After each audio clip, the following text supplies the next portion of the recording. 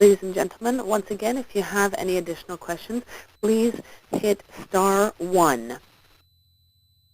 And if you are listening on hands-free, please pick up the phone so that it's *1. We seem not to have any more questions. Well, I have another question. Well, it's not a question, but it's an element to add. Often when we talk about should I eat organic foods? Should I eat organic? So it's kind of a big question, but it's often difficult to eat just organic foods. But when possible, when available, well, I find that they're better quality foods. And so if we look at the foods that we can find easily and that are organic, thinking about milk, carrots, the carrots that we really want. Carrots are what we really want to increase in our foods. And there's a whole selection of organic carrots on the market that are available all year round. I'm thinking about, I was doing the list. I drew up a list one day of all of the foods that I could find easily that were organic foods almost year round. So when we can, we do it. And during the summer, when we can get lots and lots of good fruits and vegetables and organic producers are closer to home, well, then we encourage them when we can. Why? Because in these foods, we don't have certain substances that we don't want to eat. Not that they'll make us sick, but we have a better quality food. So I'm not saying that you should limit yourself to those, but when you can choose them, it's a great choice. I have a question, actually, because you talked about the bio elements. We hear a lot about chicken with hormones. Is it recommended to eat an organic chicken instead? Yes, absolutely. Absolutely.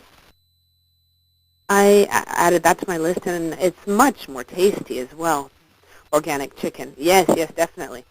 So, however, I'm not sure that our chicken has hormones. I know that there was a song that said that, but the whole issue that mentioned that, but we give them lots of antibiotics to resist infection, and we really don't need that. We're much better off with organic chicken. It gives us better flavor, and in most cases, we don't get the antibiotic residue that we don't want to eat. Great, thank you very much. Sorry to interrupt you. Ms. Pino, we actually have another question. The next question comes from Paul Primo. Or yours. Yes. Hello, it's me again. Yes, hello. You talked about the comfort foods or the fun foods. Tell us about those, because it's really no fun to eat when we're under chemo. Right. Okay. So the fun foods, I mean, fun is a very subjective term, right? And so my fun foods are maybe different from yours. But I'm thinking of one, ice cream, for example. That's kind of a fun food.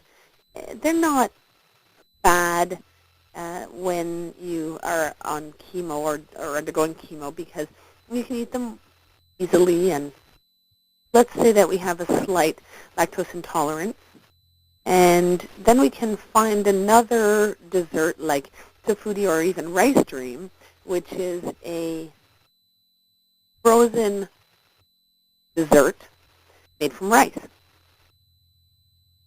So that would be sort of a little pleasure food, a fun food in my mind. What else?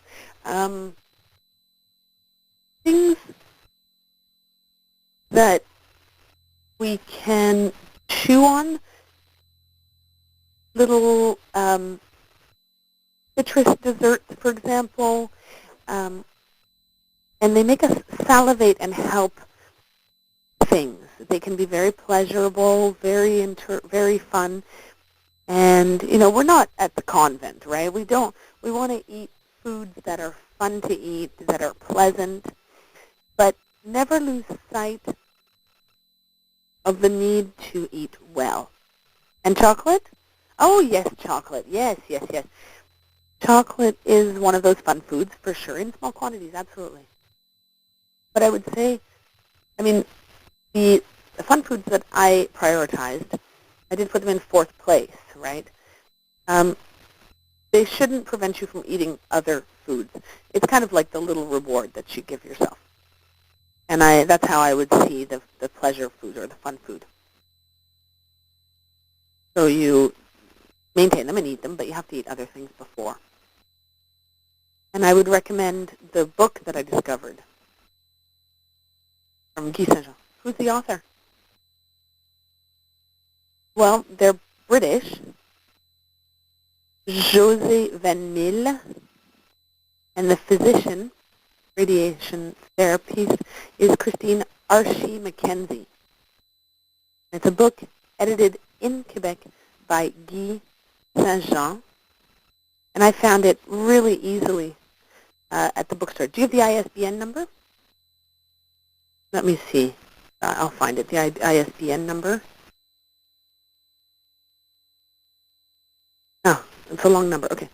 So it's 978-2-89455-342-8.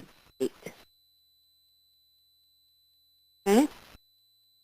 And the editor, Guy Saint-Jean in Quebec.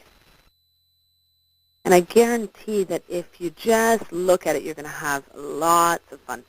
The recipes are so pretty, so wonderful looking. Here's a apple,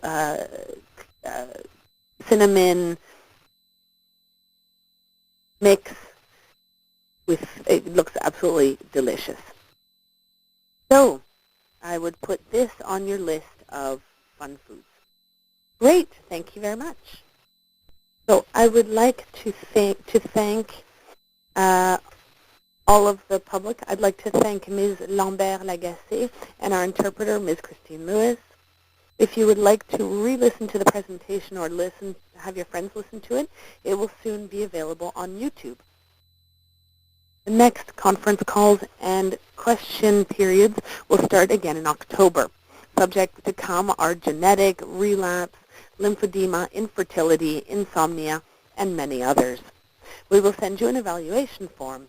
Please fill it out and send it back to us as soon as possible. Your comments are important to us. Have a good summer.